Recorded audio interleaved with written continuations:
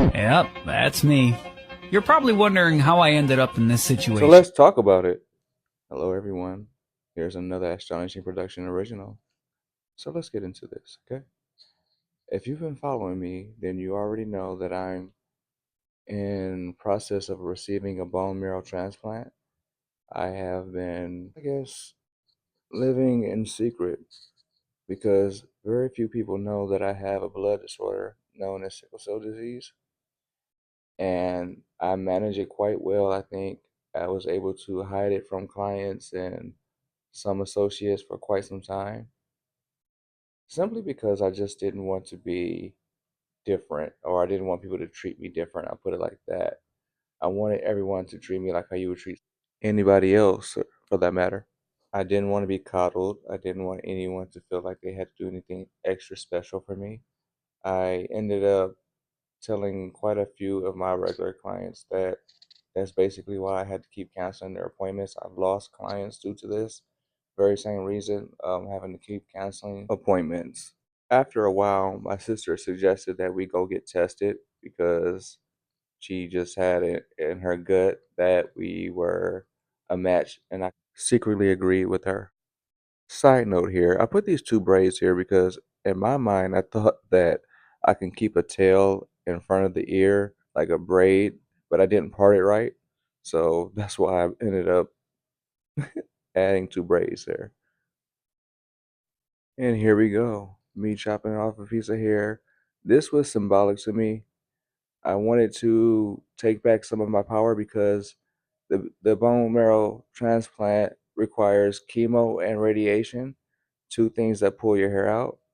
And I'm currently in treatment now as I make this voiceover. See, that does not look good, does that? No, it does not. Part of that wrong. Lesson learned. Huh? That's much more clean and efficient. As I said before, I've never cut my own hair.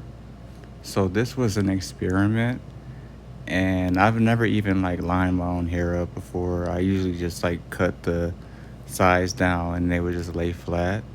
So as I was lining up my sideburns, I noticed that there was an area I missed with the clippers, and so I went in and I fixed that.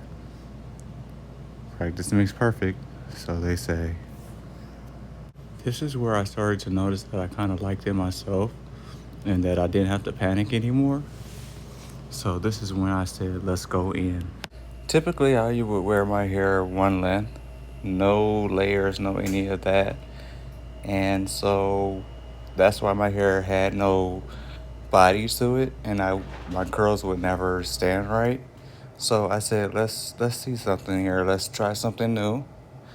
And so I went in and started giving myself some decent layers. I brought everything to the front, and I just basically wanted to see what my hair would be like if it was fully layered and face framed.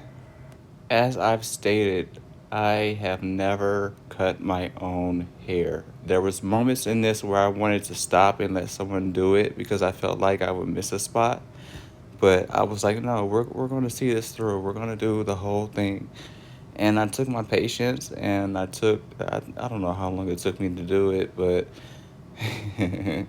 those who I've let in on the moment know what I went through. But basically, let's say we had to talk to God for a moment.